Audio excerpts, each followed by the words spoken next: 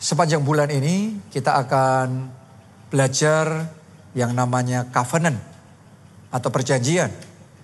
Karena saya percaya bahwa kita semua di tempat ini sedang dibawa oleh Tuhan masuk di dalam dimensi hubungan sama Tuhan yang namanya covenant. Nah, Anda harus ngerti, sama-sama kita beribadah seperti ini, tapi dimensi ibadahnya kita dibandingkan orang di samping kita, dibandingkan orang di depan kita bisa berbeda. Oke, karena itu bicara tentang posisi kita di hadapan Tuhan, bukan tentang posisi kita secara fisik. Ya, secara fisiknya sama, tapi statusnya berbeda. Ibaratnya saya sama istri saya, sama Pastor Nita. Sekarang status kita sudah menikah. Tapi zaman awal dulu kita hanya kenal, tahu. Terus kemudian maju lagi jadi teman. Jadi teman dekat. Terus akhirnya dating, pacaran. Terus akhirnya tunangan. Terus kemudian sampai masuk di dalam pernikahan. Ya, ini kalau sudah pernikahan bicaranya covenant. Karena sekarang ada ikatan, ada komitmen. Ya, ada perjanjian, ini covenant. Nah, saudara harus ngerti. Sama-sama saya makan sama dia dulu sebagai teman. Dan sayang, makan sama dia sekarang sudah sebagai suami dan istri. Itu dimensinya berbeda. Kalau dulu saya terus kemudian tertarik sama yang lain, belum ada ikatan apa-apa kan? Bisa saja. Tapi kalau hari ini sudah menikah, terus kemudian besok saya pagi bangun saya ngomong, bosan sama dia, sama yang lain aja. Bisa nggak? Nggak bisa. Kenapa? Karena ada covenant. Waktu saya pemberkatan nikah berdiri di hadapan altar, di hadapan Tuhan dan jemaatnya, di hadapan hamba Tuhan, itu kita sudah ambil covenant. Bahwa kita akan setia. Baik dalam suka maupun duka. Baik dalam kelimpahan kekurangan, baik dalam sehat maupun sakit, kita akan tetap setia. Itu namanya covenant, ada ikatan. Saya mengikatkan diri sama dia, dia juga mengikatkan diri sama saya. Jadi dimensi hubungan kita sudah sama sekali berbeda. Demikian pula dengan kita di tempat ini. Sebagian dari kita ikut Tuhan belum ngerti tentang yang namanya covenant. Sehingga hubungannya masih bebas. Tapi saya mau ngomong begini sama saudara, buat saya sama Tuhan, ibadah saya, ini bukan karena saya pendeta ya. Seandainya saya tidak jadi pendeta pun, misalnya saya jadi pengusaha atau yang lain, ya, maka ini prinsipnya. Buat saya, ibadah saya sama Tuhan, itu bukan kalau nggak hujan, terus saya ibadah. Bukan kalau nggak ada janji, nggak ada meeting, terus kemudian saya ibadah. Melayani saya sama Tuhan ini bukan melayani kalau di luar waktu kesibukan saya, terus kemudian saya melayani Tuhan. Tapi kalau sedang sibuk ya mau gimana lagi? Ya. Nah, saya mau ngomong begini sama saudara. Kalau saudara beribadah, kalau pas nggak hujan, beribadah pas sempat, melayani pas saudara ada waktu, tentunya baik. Tentunya sangat baik. Tapi belum ada ikatan, belum ada covenant antara kita sama Tuhan. Beda sama orang yang sudah sampai di titik di mana mau hujan, gak hujan. Ibadah itu sudah covenant saya sama Tuhan. Saya harus ibadah. Oke, itu sudah bukan urusan orang lain lagi, itu urusan saya sama Tuhan. Mau sempat gak sempat, ada meeting apa tidak, saya harus sempat melayani Tuhan. Itu covenant. Saya doa puasa juga sama. Doa puasanya saya itu covenant. Sebagian orang kalau doa puasa belum sampai di titik itu. Doa puasa sih sama-sama kita doa puasanya di tanggal yang sama. Tapi di benak kita, ya saya coba deh. Kalau nggak ada halangan yang merintangi, ya kita akan tetap puasa. Tapi kalau, lapar banget gimana? Nah kalau pas diajak makan sama teman-teman gimana? Jadi Kalau pas diajak makan sama teman-teman, ada acara sama teman-teman, ya sudah kita nggak jadi puasa. Tapi orang yang covenant, pas diajak makan sama teman-teman, kita tetap puasa. Kenapa? Puasa itu sudah jadi covenant kita sama Tuhan. Hari ini saya ajak saudara jadi orang Kristen, buat covenant sama Tuhan. Ikatkan janji saudara sama Tuhan. Kenapa? Karena waktu kita masuk dalam covenant sama Tuhan, bukan hanya kita yang terikat sama Tuhan, tapi Tuhan juga terikat sama kita. Nah ini ajaibnya. Bukan hanya kita yang komitmen harus gini, harus gitu dan lain sebagainya. Tetapi Tuhan juga terikat harus gini dan harus gitu dan seterusnya. Dan untuk setiap genggam komitmen yang kita kasih sama Tuhan, Tuhan akan balas dengan satu genggamnya Tuhan juga.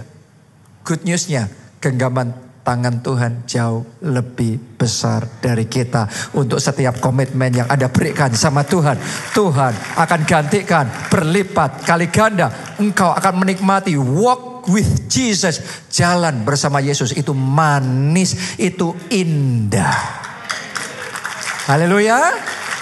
Jadi yang namanya covenant sama Tuhan itu manis, indah. Ini yang tidak dipahami oleh orang dunia. Orang dunia mau hubungan suami istrinya, tapi nggak mau covenant pernikahannya. Pokok bebas ya. Kalau nggak hati-hati, konsep dunia masuk di dalam gereja Tuhan, masuk dalam pikiran banyak anak-anak Tuhan. Pokok intinya ya saya ibadah kalau pas nggak hujan ya, kalau bisa ada waktu ya, kalau nggak pas piknik ya, kalau nggak pas ada acara ya. Hari ini saya ajak saudara walk with Jesus, taatnya sama Tuhan, bersaksinya, melayani Tuhan, ngikutnya Yesus, cintanya Yesus. Itu sebuah covenant antara saudara sama Yesus. Sekali Yesus, tetap Yesus sampai selamanya, sampai akhir hidup kita, sampai putih rambut kita, sampai nafas akhir kita. Nomor satu, tetap Yesus. Kita tetap cinta Yesus. Jadi hubungannya sudah beda sama sekali. Nanti ibadah saudara semuanya akan berubah sama sekali. Dan Anda akan melihat yang namanya firman Tuhan, yang namanya Alkitab, itu akan menjadi pengalaman pribadi dalam hidupmu.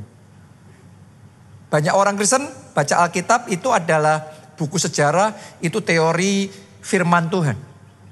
Tapi ada orang-orang yang namanya Alkitab, itu kita alami satu persatu dalam hidup kita. Bukan lagi buku sejarah, tapi kitab kehidupan yang jadi pengalaman pribadi kita. Kenapa? Karena Alkitab kita itu kitab perjanjian. Makanya dibagi dua, jadi perjanjian lama dan perjanjian baru. Anda boleh teliti dalam Alkitab, itu isinya Tuhan buat perjanjian sama Adam, Tuhan perjanjian sama Nuh, Tuhan buat perjanjian sama Abraham, sama Daud dan seterusnya. Jadi yang dicatat oleh Alkitab itu kesaksiannya orang-orang yang buat covenant sama Tuhan. Kalau saudara tidak masuk dalam covenantnya sama Tuhan, sama-sama Anda baca ayat yang sama, coba ngerjain hal yang sama di luar covenant, yang engkau alami beda.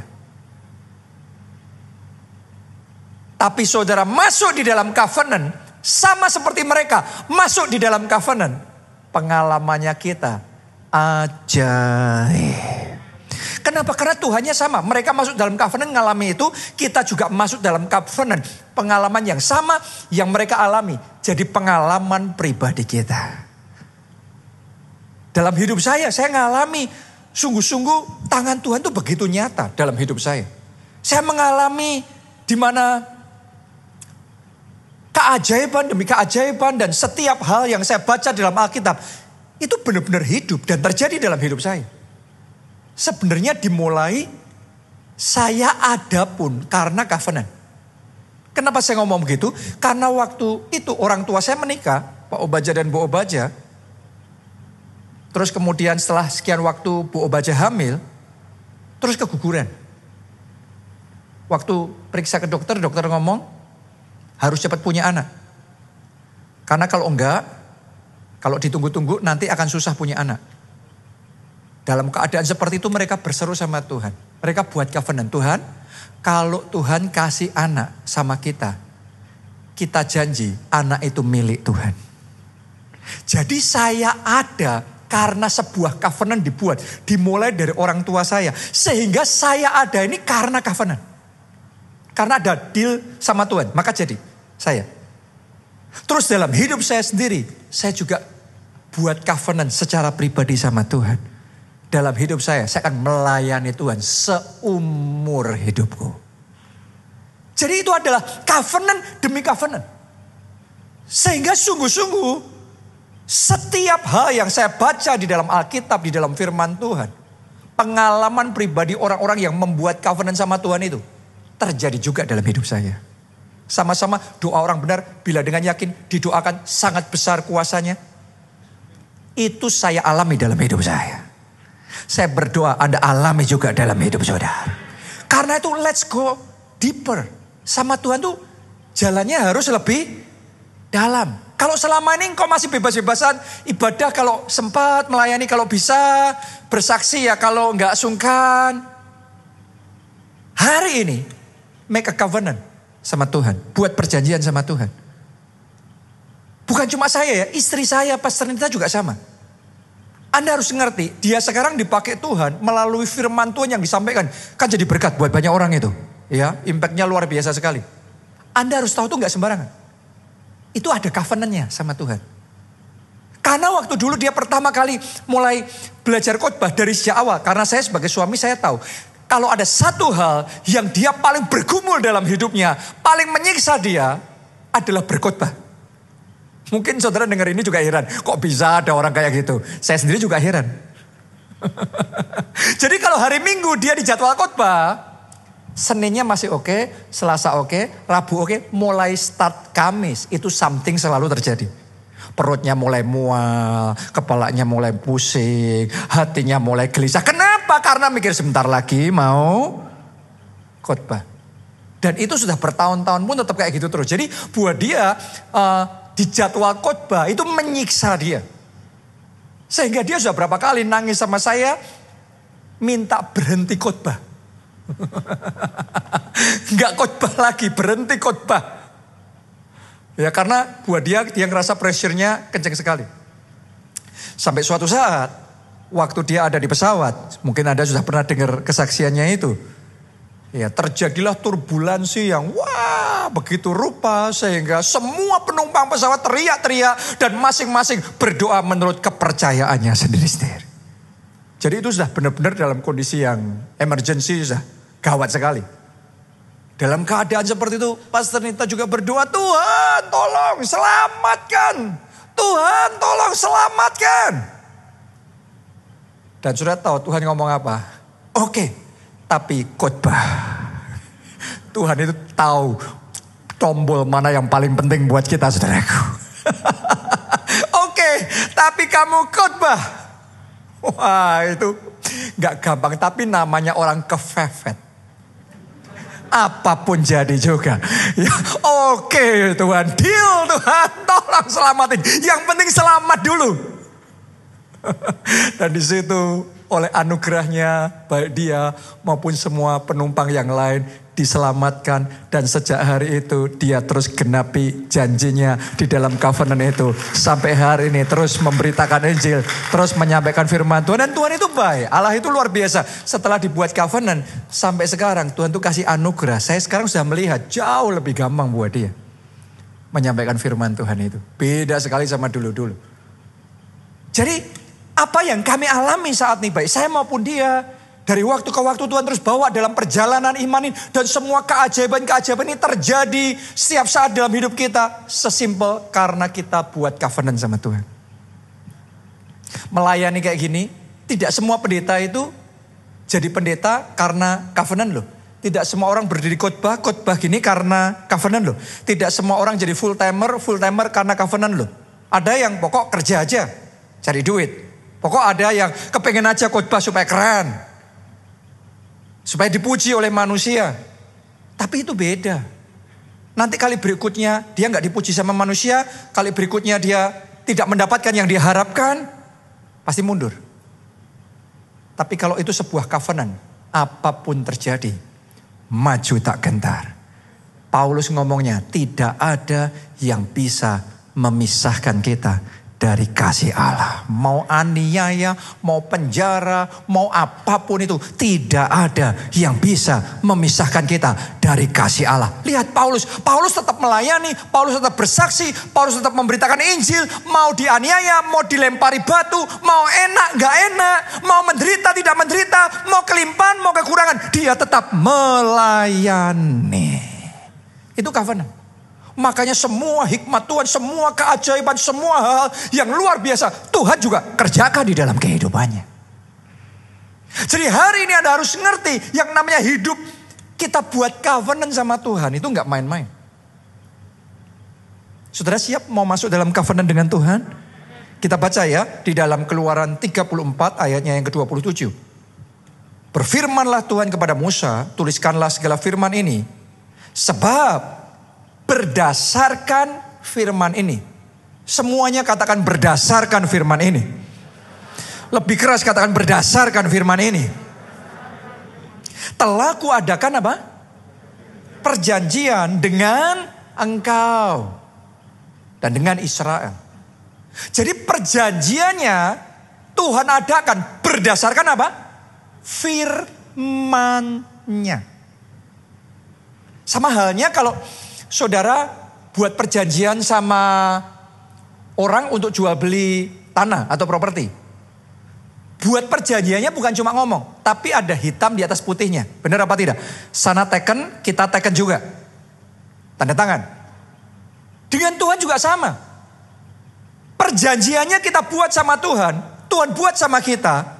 Berdasarkan firman-Nya. Berarti Alkitab saudara, firman Tuhan itu adalah dokumen perjanjian Tuhan. Itu hitam putihnya itu siu. Dan karena itu, namanya perjanjian itu sangat menentukan.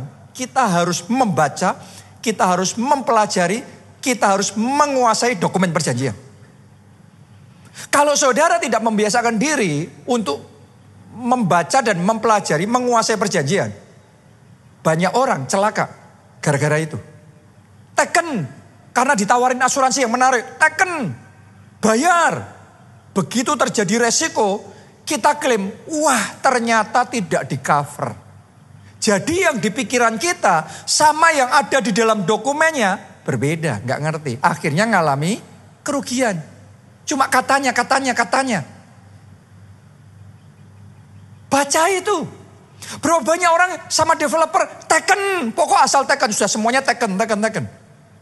Tapi di kemudian hari sesuatu terjadi akhirnya menyesal. Karena tidak apa? Mempelajari. Gak ngerti. Gara-gara gak ngerti dokumen perjanjian itu banyak orang celaka. Ditawari investasi langsung oke. Transfer teken.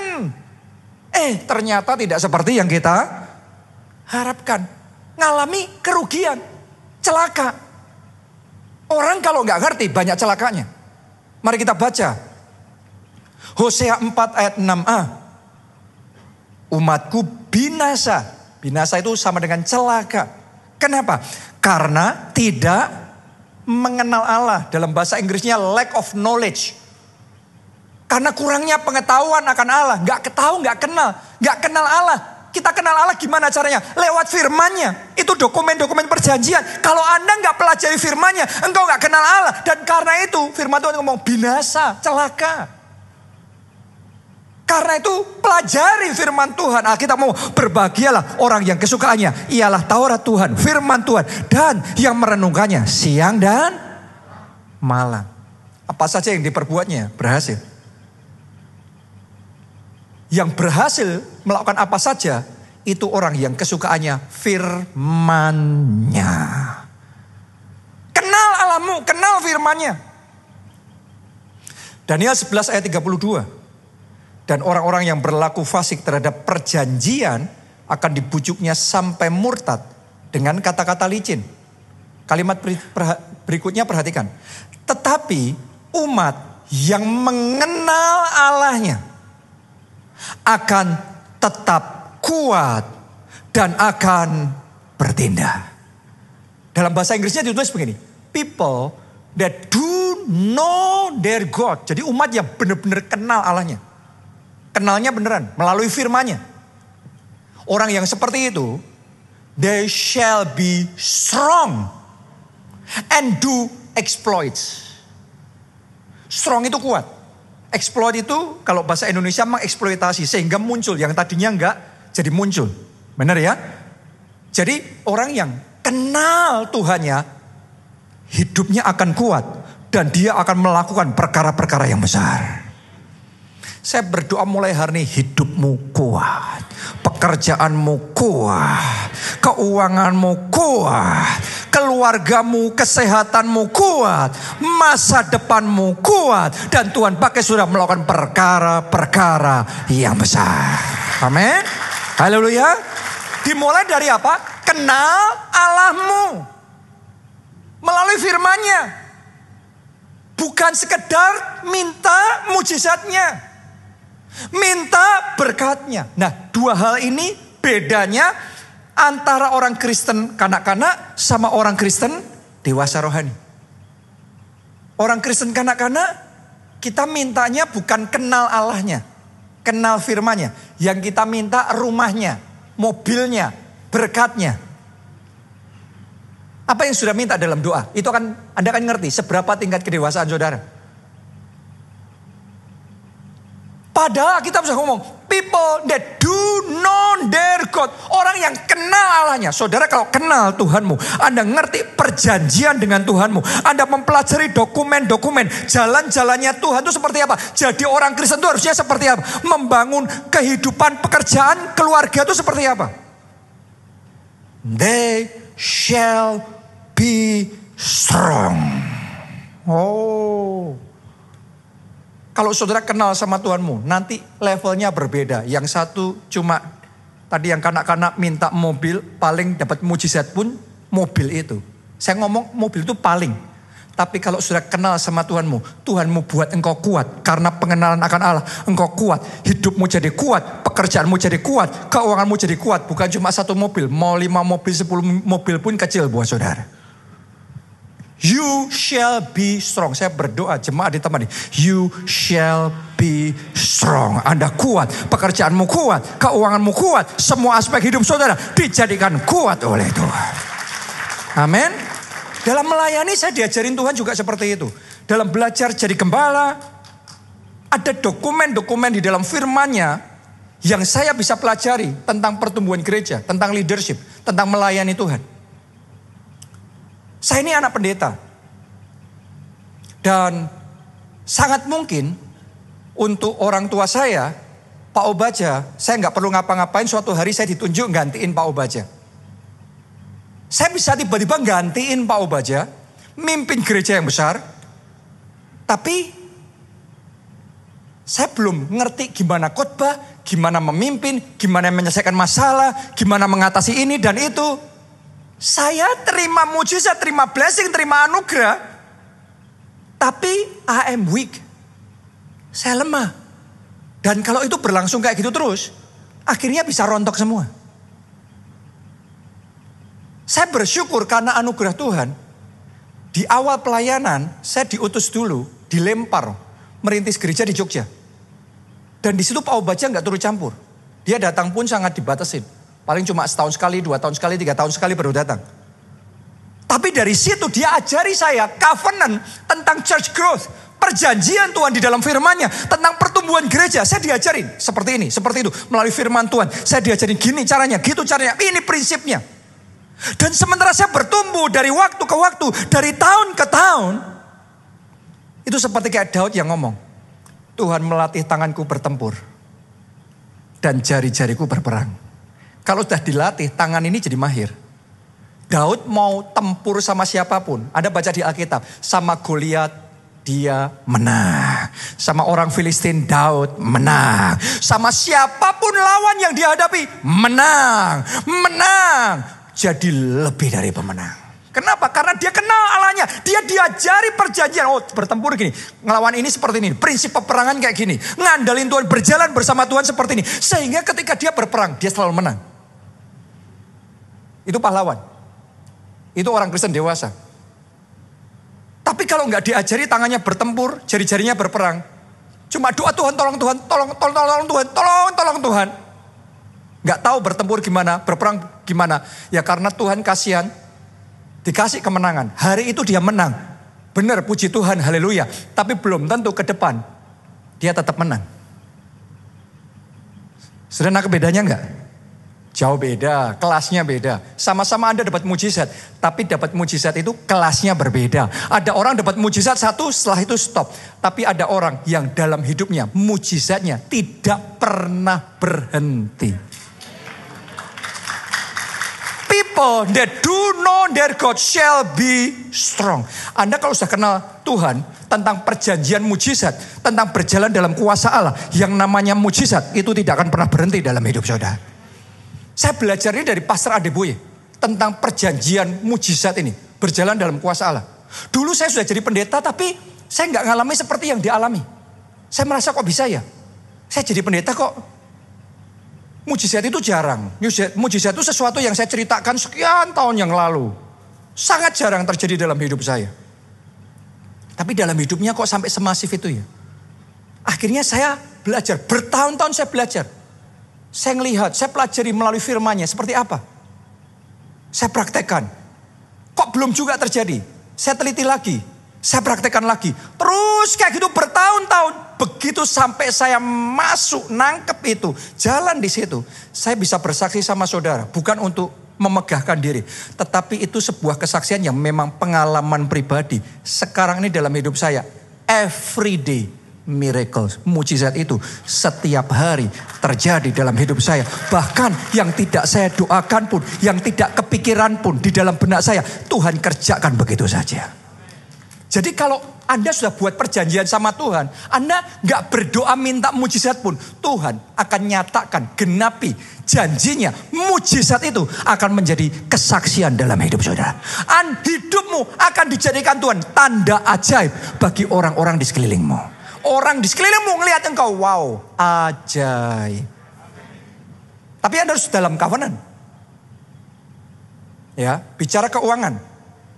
Saya belajar tentang perjanjian berkat, covenant of blessing. Itu dari hamba Tuhan yang namanya David Oyedepo. Kenapa saya ngomong begitu? Karena dulu ketika saya jadi hamba Tuhan, pertama itu di benak saya, hamba Tuhan itu miskin, hamba Tuhan itu susah, hamba Tuhan itu terbatas. Jadi waktu saya serahkan hidup saya sama Tuhan, sebenarnya saya ngomong, Tuhan apapun terjadi, saya mau melayani Tuhan.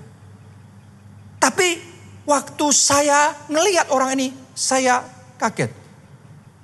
Kenapa kok dia pendeta, tapi dia diberkati Tuhan? Dulu saya pikir yang diberkati Tuhan itu pengusaha saja. Tapi kenapa pendeta, dia diberkati Tuhan? Terus saya renungkan lagi, tapi juga banyak pengusaha tidak diberkati juga. Jadi ada juga pengusaha, ada juga pendeta, apapun itu bisa saja yang satu berkelimpahan, yang satu tidak. Jadi saya melihat kok bisa dia ya. Di situ saya belajar yang namanya covenant of blessing. Melalui firman-Nya, itu dokumen perjanjian. Saya pelajari satu persatu, hidup diberkati itu gimana? Berkelimpahan secara keuangan itu seperti apa? Kita buat Tuhan jadi source of blessing. Sumber berkat itu gimana? Itu bukan istilah. Banyak orang sudah pernah dengar berulang kali. Tuhan sumber berkat kita. Istilah kayak gitu sebelum engkau tahu ngonekin dirimu ke sumber berkat, ya gak ngalami apa-apa. Butuh saya bertahun-tahun sampai bisa nangkep, sampai bisa belajar. Kenapa? Karena saya pikir saya sudah ngerti. Karena saya pendeta. Masa Alkitab gak ngerti? Tapi ternyata saya gak ngerti. Itu butuh dibukakan. Saya pelajari, oh gitu ternyata. Saya mulai praktekkan.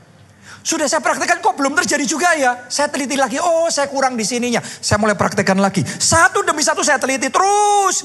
Sampai bertahun-tahun jadi itu. Begitu jadi saya hari ini bisa bersaksi sama saudara. Dalam hidup saya sejak 15 tahun yang lalu saya mulai mengikuti perjanjian sama Tuhan ini. Tiba-tiba semuanya berubah. Yang namanya kelimpahan itu every day, every year only get bigger and more and more. Itu endless blessings. Oke. Kalau hari ini saudara doanya sama Tuhan cuma terima jadinya, dapat mobilnya, dapat rumahnya. Anda boleh dapat mobil hari ini, tapi dipakai berapa tahun sih akhirnya mobilnya juga rusak. habis. Benar apa tidak? Tapi kalau saudara ngerti, connect sama Tuhan sebagai sumber berkatmu. Anda ngerti, Anda kenal Allahmu. Anda connect dalam perjanjian berkat Tuhan itu. Mau 5 mobil, 10 mobil pun Tuhan kasih sama saudara. Karena Tuhan itu sumbernya. Kalau dia sumbernya, itu pasti berkelimpahan. People that do know their God. Orang yang kenal Allahnya. Shall be strong. And do exploit. Akan jadi kuat. Dan melakukan perkara-perkara yang besar. Mulai hari ini saya berdoa. Anda bukan di luar covenant. Anda di dalam covenant. Anda di dalam perjanjian dengan Tuhan. Anda connect dengan sumber berkat itu. Dan mulai hari ini doa saya. Berkat yang tidak pernah putus itu mengalir dalam hidupmu. Boleh katakan amin. Kita kasih tepuk tangannya yang paling meriah buat Tuhan kita. Jadi kuncinya yang namanya firman itu harus sampai jadi pewahyuan. Karena untuk masuk dalam perjanjian, tadi Tuhan ngomong, berdasarkan firman ini aku membuat perjanjian dengan engkau. Betul apa tidak? Jadi kuncinya untuk kita masuk dalam covenant sama Tuhan itu apa? Firman-Nya. Tapi bukan sembarang firman. Karena semua orang Kristen juga dengar firman saat ini. Saudara dengar firman semuanya? Semua orang Kristen juga punya Alkitab, bisa baca Alkitab, tinggal download di di handphone saudara, Anda bisa baca Alkitab. Tapi kalau cuma download gitu aja, Anda tidak menjadi kuat. Gimana kita bisa menjadi kuat? Shall be strong itu gimana caranya? Mesti mengenal firman itu.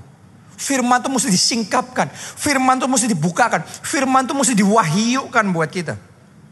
Kita baca di dalam Mazmur 119 ayat 130. Coba Anda baca kalimat pertama. 1, 2, 3. Lebih keras. 1, 2, 3.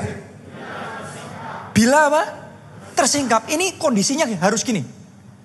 Bila tersingkap. Kalau tidak tersingkap ya tidak. Hanya kalau tersingkap. Firman itu hanya kalau tersingkap. Lanjutkan.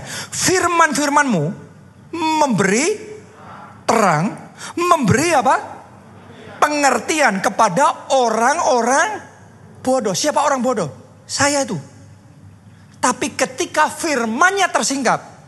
Saya yang bodoh dikasih pengertian. Dari bodoh jadi pinter. Anda yang saat ini sedang menghadapi situasi yang rumit sekali. Anda sudah ngerti what to do.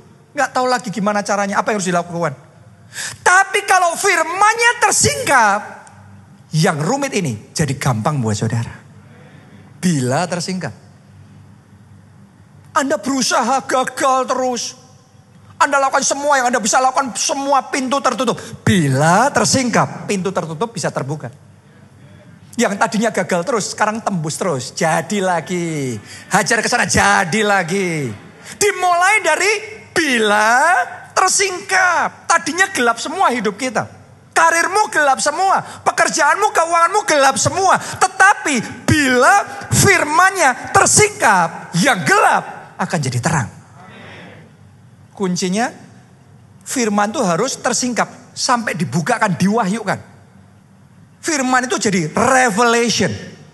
Begitu firmannya jadi revelation, hidupmu akan mengalami revolusi. Yes. Yes, semua perubahan dalam hidup saya dimulai dari revelation. Mazmur 119 ayat 18. Singkapkanlah mataku supaya aku memandang keajaiban dari Tauratmu. Wow, ini doa yang perlu kita naikkan sama Tuhan. Singkapkan mataku ini. Karena kalau enggak, ini banyak selubungnya. Makanya Anda baca Alkitab ngantuk. Dengar khotbah bosen, kok enggak selesai-selesai. Kenapa? Karena enggak mampu melihat keajaiban di dalam firman. Makanya firman itu membosankan. Firman itu kayak tidak menarik buat kita. Gak ada keajaibannya. Gak ada sentuhan ajaibnya. Lebih tertarik nonton TikTok. Sambil joget-joget gitu. Saya mau ngomong begini sama saudara. TikTok mungkin menarik dengan semua video-video itu. Termasuk yang lucu-lucu dan macam-macam itu. Alkitab kelihatannya cuma lembaran hitam putih alfabet. Tapi dengarkan baik-baik. Bila tersingkap, keajaibannya akan muncul. Bukan cuma jadi foto video kayak di TikTok. Tetapi keajaibannya muncul jadi kenyataan, jadi realita di dalam kehidupanmu. Akan membuat kesaksianmu jadi ajaib. Akan membuat masa depanmu jadi ajaib. Akan membuat kesehatanmu jadi ajaib. Semua keajaiban dari Tuhan akan terjadi dalam hidup saudara. Hanya kita aja yang gak ngerti cara dapetin penyingkapan firman itu. Karena itu keajaibannya terkubur. Kalau keajaibannya terkubur, gak menarik. Ya cuma lembaran hitam putih. Begitu keajaiban itu begitu firman itu terbuka, tersingkapkan, keajaibannya keluar. Anda akan ketagihan. Sama firman Tuhan, Anda akan ketagihan itu. Tidak ada drakor manapun yang akan bisa merebut perhatian saudara dari firman Tuhan. Oke? Anda paling nonton drakor, happy-nya waktu nonton drakor. Tapi kalau saudara, firman Tuhan, satu pewahyuan saja Anda dapatkan, hidupmu tidak akan sama lagi. Itu pewahyuan yang akan mengubahkan hidup saudara secara radikal. Amin. Anda akan melihat tuh, keajaiban tiba-tiba muncul. Makanya orang yang ngerti, dapat pewahyuan, yang namanya Alkitab jadi kitab keajaiban. Keajaiban itu so real. Buat orang lain, mujizat itu aja, apa ya? Kok aku belum pernah ngalami ya? Tapi buat kita, everyday miracles. Bila tersingkap, jadi kuncinya penyingkapan, pewahyuan, firmannya. Itu dokumen perjanjiannya. Siapa mau dapat penyingkapan firman Tuhan? Saudara tahu nggak? Ya, ini waktunya kita sebentar lagi harus sudah selesai. Padahal saya baru mau masuk poin pertama dari 7 poin. Ini khotbah saya baru masuk halaman keempat. Padahal harusnya 8 halaman. Gimana coba? Jadi hari ini saya cuma khotbah 1 poin. Saya berdoa 6 poin yang lainnya Roh Kudus yang ngajarin saudara sendiri. Oke, ya. Jadi gimana caranya kita menerima penyingkapan firman Tuhan? Ya, poin pertama aja. Punyai hati yang cinta firman. Cinta firman, kecintaan saudara sama firman menentukan kualitas pewahyuan yang Tuhan kasih sama saudara. Sama-sama dengar firman gini ya. Saudara dengar firman kayak gini. Dah tahu. Sudah ngerti. Sama saudara dengar firmannya. Aku harus dapat rema. Aku harus dapat sesuatu dari Tuhan. Firman Tuhan, aku harus dapat sesuatu hari ini. Itu attitude yang beda aja. Orang yang sama bahkan. Dengan attitude yang berbeda. Anda dapat pewahyuannya beda. Remanya pasti beda. Jadi kalau saudara dari tadi, keterbukaan hatimu, kesungguhan dan ketertarikan saudara sama firman Tuhan berbeda. Anda harus ngerti. Ya, itu akan menentukan kualitas pewahyuan yang Tuhan mau kasih sama saudara. Kalau kita nggak butuh, ngapain Tuhan boro-boro kasih yang berharga? Tuhan kasih sama yang berharga buat mereka yang butuh. Yesus ngomong, yang haus aku puaskan. Yang lapar aku kenyangkan. Anda yang tertarik, Anda yang hatinya cinta firman, Tuhan kasih revelation. Saya berdoa mulai hari ini, hati yang cinta Tuhan dibangkitkan dalam hati saudara. Ditumbuhkan dalam hati saudara. Firman Tuhan itu sesuatu yang spesial banget buat hidupmu. Itu yang dilakukan oleh Daud. Mazmur 119 ayat 97 kita mulai. Daud ngomong begini, betapa ku cintai Tauratmu. Daud itu sampai ngomongnya cinta Tuhan tuh kayak gitu. Cinta firman tuh kayak gitu. Aku merenungkannya sepanjang hari. Perintahmu membuat aku lebih bijaksana daripada siapa? Musuh-musuhku. Sebab selama-lamanya itu ada padaku. Saya mau tanya sama saudara, Daud bersaksi apa tadi? Yang membuat dia jadi pinter, lebih pinter dari musuh-musuhnya. Apa? Firman-Nya, peringatan-peringatannya. Perintah-perintahnya membuat aku lebih pinter dari musuh-musuhku. Makanya dia ngelawan Goliat. Dia bisa nekuk Goliat. Dia ngelawan Filistin, ditekuk Filistin. Dia perang lawan siapa? Di medan perang gimana? Dibuat Tuhan otaknya jadi encer, jadi pinter. Gampang ngelihat, oh dikalahin. Dipukul dari sini, dijatuhin musuhnya. Makanya Daud selalu menang. Kenapa? Karena Daud lebih pintar dari musuh-musuhnya. Kenapa Daud lebih pintar? Karena kesukaannya firman-Nya. Dia nggak cuma doa sama Tuhan, Tuhan kasih kemenangan. Enggak. Dia cari firman-Nya. Tuhan ajari aku gimana perang. Gimana nekuk musuh. Gimana ngalahin musuh. Begitu dia diajari Tuhan perjanjian itu dalam firman-Nya. Perjanjian kemenangan. Begitu dia ngerti, mau ngelawan siapa saja, menang lagi, menang lagi, menang lagi, menang lagi. Apa pernah kalah Daud? Gak pernah kalah. Karena itu sudah perjanjian kemenangan. Apa saja yang diperbuatnya berhasil. Mulai hari ini perjanjian kemenangan itu di-reveal, dibukakan, diwahyukan dalam hidup saudara. Dan tangan-tangan saudara diberkati oleh Tuhan. Jadi berhasil. Katakan amin, amin, amin, amin, amin.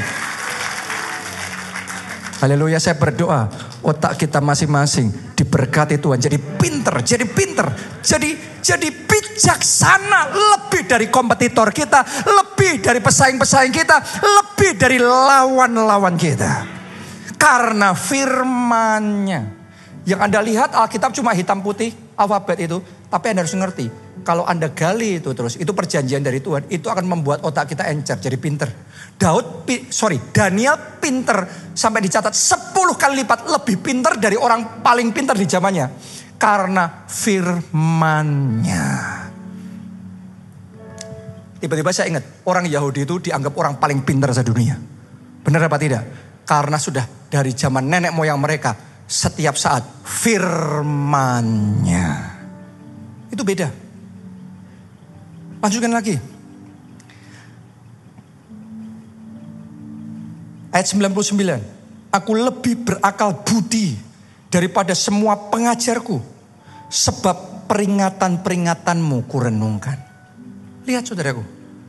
Sehebat itu firman Tuhan. Aku lebih mengerti daripada orang-orang tua. Sebab aku memegang titah-titahmu. Sama orang-orang tua itu orang-orang yang lebih senior, lebih pengalaman. Benar? Sama orang-orang yang pengajar-pengajar itu berarti para pakar, para ahli. Betul apa tidak? Daud lebih pintar. Kenapa? Karena firman-Nya. Karena peringatan-peringatan Tuhan. Jalan-jalan Tuhan. Anda masih ingat enggak? Zaman lockdown 2020 itu. Pakar ngomong apa? Ikat pinggang, keuangan hemat. Saat semua ngomong gitu, Tuhan ngomong sama saya. Firman-Nya datang sama saya. Tender gereja kita jalan. Jangan menghemat, panjangkan talinya. Ekspansi. Setelah jalan 2 tahun. Terbukti ternyata Tuhan kita lebih tahu. Momen yang tepat saat semua proyek berhenti, kita tender, itu benar-benar momen yang luar biasa. Kita dapat harga mujizat yang gak mungkin bisa dapat kalau gak saat lagi orang panik kayak gitu. Dan ternyata semuanya sudah diatur Tuhan. Makanya jadi lebih pintar dari yang pengalaman, lebih pintar dari pakar, dari ahli, karena firman-Nya. Itu saudaraku. Daud menang terus tuh karena gitu. Daniel pintar terus tuh karena seperti itu. Firman-Nya. Lompat ya. Kita baca ayat 127.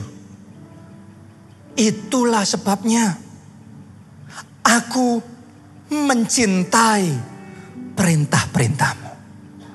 Saudara, kalau dikasih perintah sama Tuhan, Anda anggap beban, kewajiban, keharusan, atau apa? Buat Daud itu kecintaan. Disuruh Tuhan itu kecintaan. Bukan berat. Disuruh puasa itu kecintaan. Disuruh bersaksi itu kecintaan. Dia ngomong, aku mencintai perintah-perintah-Mu. Lebih daripada emas. Bahkan daripada emas tua. Jadi buat Daud, kalau disuruh milih firman Tuhan, pewahyuan, atau emas tua, emas katakanlah 24 karat, 1 kilogram. Ayo pilih mana? Pewahyuan atau emas 1 kilo? Pilih mana? Dari pagi tadi sampai ini, karena di gereja semuanya ngomong pewahyuan. Luar biasa, saudara.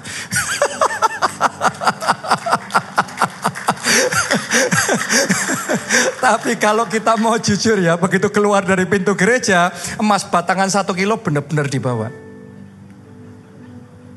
Pilih emas atau pewahyuan?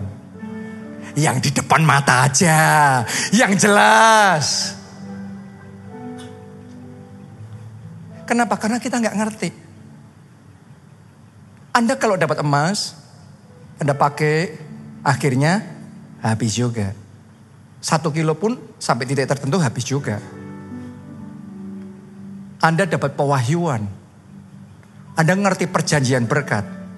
Saya mau ngomong begini sama saudara, begitu Anda connect sama sumber berkat itu, setiap saat emas berkilo-kilo tidak akan pernah berhenti. Tuhan akan perintahkan untuk datang unlimited, tidak terbatas. Makanya Daud ngomong, aku cinta perintah-perintahmu, aku cinta firmanmu lebih daripada emas, bahkan emas tua. Itu orang yang sudah ngerti. Jadi hari ini, siapa di sini mau buat covenant sama Tuhan? Siapa di sini mau jalan sama Tuhan? Mau? Ayo bangkit berdiri. Buka mataku agar melihat ajarnya kasih-Mu Bapa, jemaat hatiku agar mengejar manisnya kasih. Mari semuanya kita angkat 2 tangan tinggi-tinggi dan katakan, buka mataku agar melihat ajaibnya kasih-Mu Bapa, jamah hatiku agar mengejar manisnya Sekali lagi, mari dengan segenap hati kita katakan, buka mataku agar melihat ajaibnya kasih-Mu Bapa, jamah hatiku agar mengejar manisnya kasih setia-Mu Bapa. Anda harus sadar, walk with Jesus is so sweet. Jalan sama Yesus itu benar-benar manis. Karena Ia ngomong, aku datang untuk memberi engkau hidup dan hidup yang berkelimpahan. Tapi Anda harus tahu bahwa itu semua dialami orang-orang yang membuat covenant, baik itu dalam perjanjian lama maupun perjanjian baru, itu orang-orang yang ada di dalam covenant. Ayat yang sama kalau Anda di dalam covenant dan di luar covenant beda. Makanya hari ini saya mau tantang saudara, ayo ambil keputusan, make a covenant, buat covenant sama Tuhan, buat deal, buat perjanjian sama Tuhan. Dan satu yang saya mau tekankan sama saudara, satu perjanjian yang sangat utama, yang penting sekali. Itu di Matius 6 ayat 33. Apa bunyinya?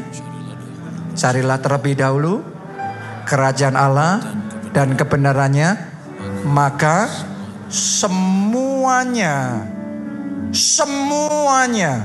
coba Anda katakan semuanya, termasuk permohonan doamu itu, termasuk jodoh, termasuk rumah, termasuk kesembuhan, termasuk sukacita di dalam pernikahan, semuanya ditambahkan.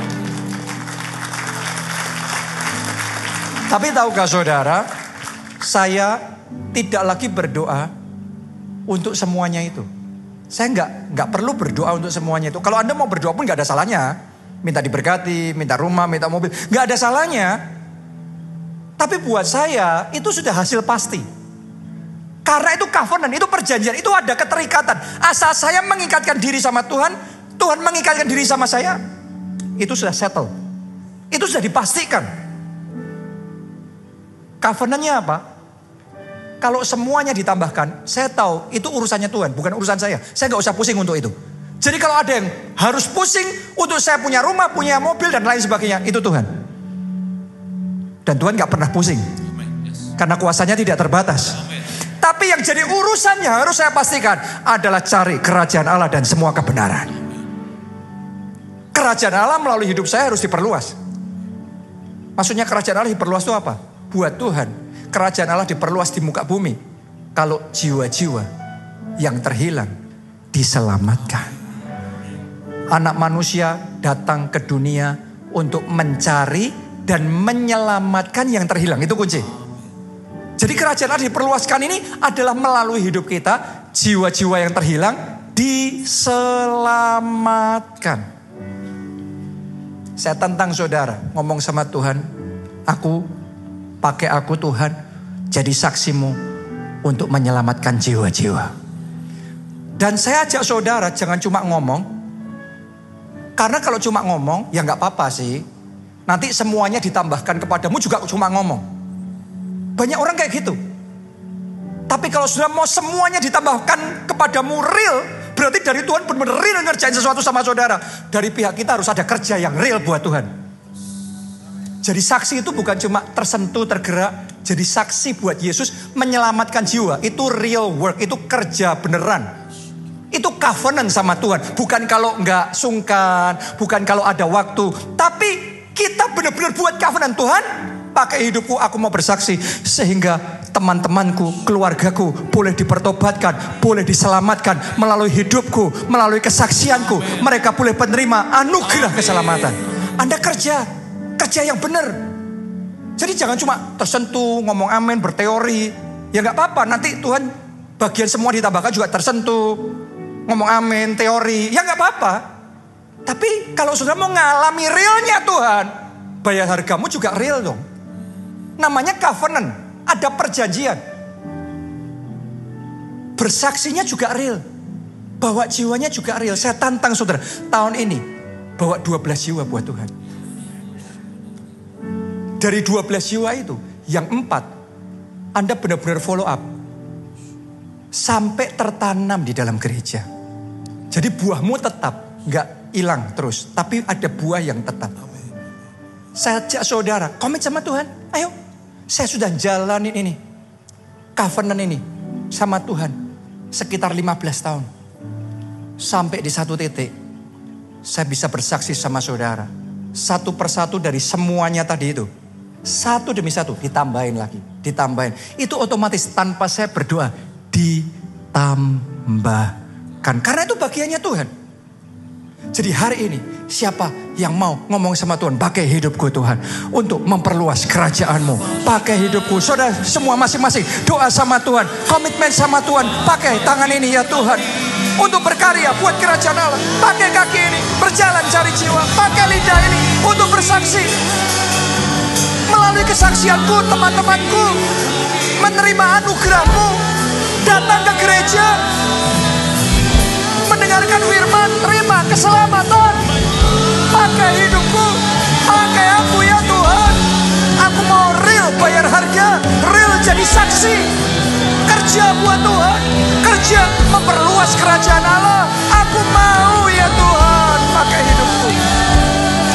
Pakai hidupku ya Tuhan. Pakai tangan ini, pakai kaki ini, pakai lidah ini, pakai hartaku, pakai tenagamu, pakai pikiran, pakai jabatanku, pakai semua yang ada padaku untuk memperluas kerajaan-Mu. Pakai ya Tuhan, pakai aku Tuhan.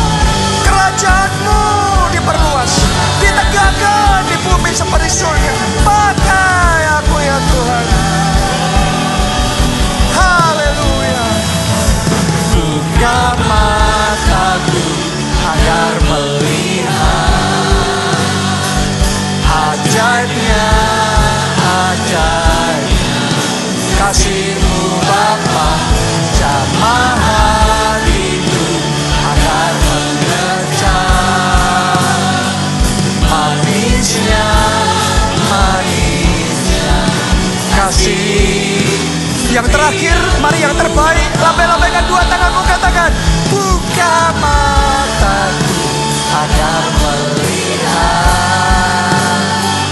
ajaibnya, ajaibnya kasih-Mu Bapa. Jamah hatiku agar mengejar manisnya, manisnya kasih setia-Mu Bapa. Manisnya, manisnya kasih setia-Mu Bapa. Manisnya, manisnya kasih setia-Mu Bapa. Haleluya. Terima kasih Tuhan.